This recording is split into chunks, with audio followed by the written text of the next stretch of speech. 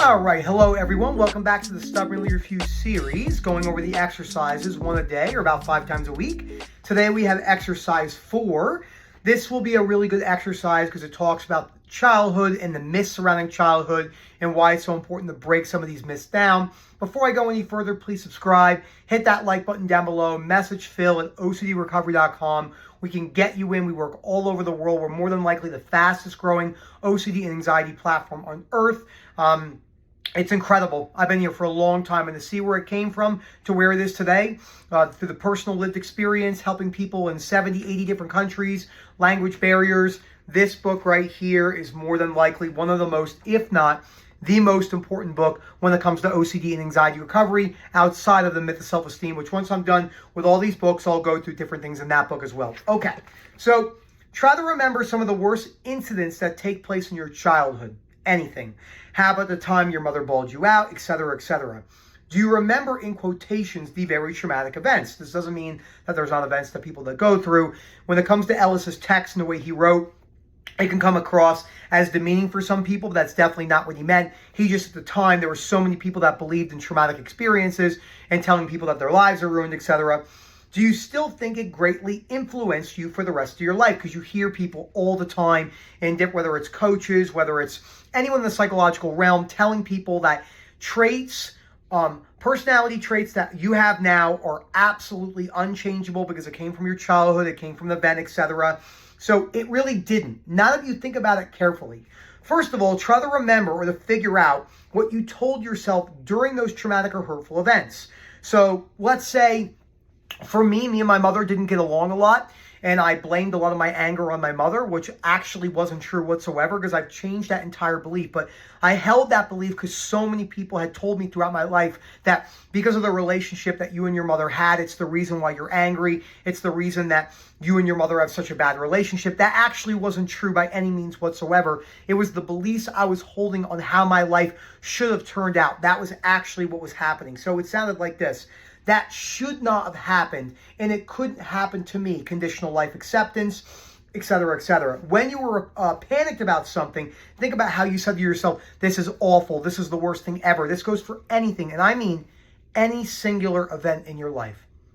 Anything you can think of, regardless of how bad you think it is. I'm not saying it's going to be easy. I'm not saying you're supposed to get to a point to where you never think about it, or you're not sad, or you don't grieve over it. But I have worked with people who have been through your worst case scenarios that you're thinking about in your mind. They've been through that. They were part of that. Many people, and they have gotten to accept what happened in their life, unconditional life acceptance, while disliking, wishing it didn't happen, but it did happen. And I mean the worst of the worst. And we see this with people who have lost their family members and very, very bad harmful events, etc., and they've come out the other side by changing their beliefs. It doesn't mean they like it. Acceptance doesn't mean agreement.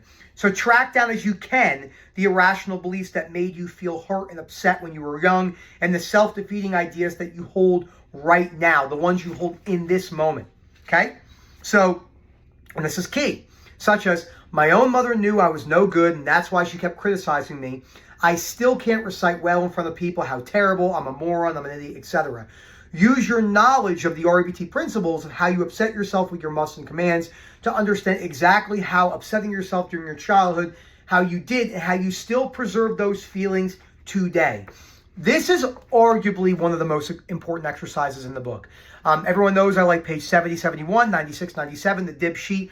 But from an overall emotional disturbance standpoint on this planet, exercise number 4 is more than likely the most important one. And the reason why is millions and millions, tens of millions, maybe even 100 million plus worldwide have been told and convinced that because of their childhood, how they were raised, what happened to them, that is a permanent, indispensable reason on why they are the way they are today. There is great influence in those things. I'm not saying everything is reversible, but you can absolutely change your beliefs on that. Think about the beliefs that we have to change about having OCD, the disorder itself, which is arguably one of the hardest and toughest things you will ever go through in your life from an emotional standpoint perspective. Very disturbing, very, very, very tough. So if we can accept having OCD as a disorder, we can accept many, many things, self, other, and life acceptances that happen to us in our childhood. Because I'm telling you, the amount of people that come in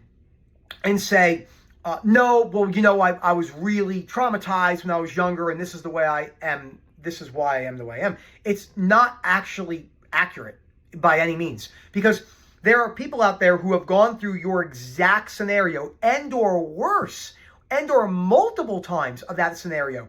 So maybe there was some sort of an abuse. Again, acceptance doesn't mean agreement. I'm not downplaying. This is a tough subject for people because when you bring this up, they'll say, well, you're downplaying what I went through, and they're just defensive. Understandably so, completely fine. That's not what we're saying. We're saying that event in of itself played a piece, sometimes bigger than other pieces, but it's not actually the only reason why you still are disturbed today. You are disturbed today because your current emotional philosophy, your perspectives, the conditional, keyword conditional, self, life, other acceptance, and the current behaviors and or compulsion / avoidance behaviors, venting, reassurance seeking that you hold is holding you back. So thank you so much. Please, if you're struggling with that, the idea, again, it's not that things can't be traumatic. It's the overuse of the word. It's like a diagnosable badge of honor that we use nowadays. It's really problematic for the person trying to change their perspectives and their behaviors. Phil at OCDrecovery.com. Hope to hear from you soon. And as always, enjoy the rest of your day.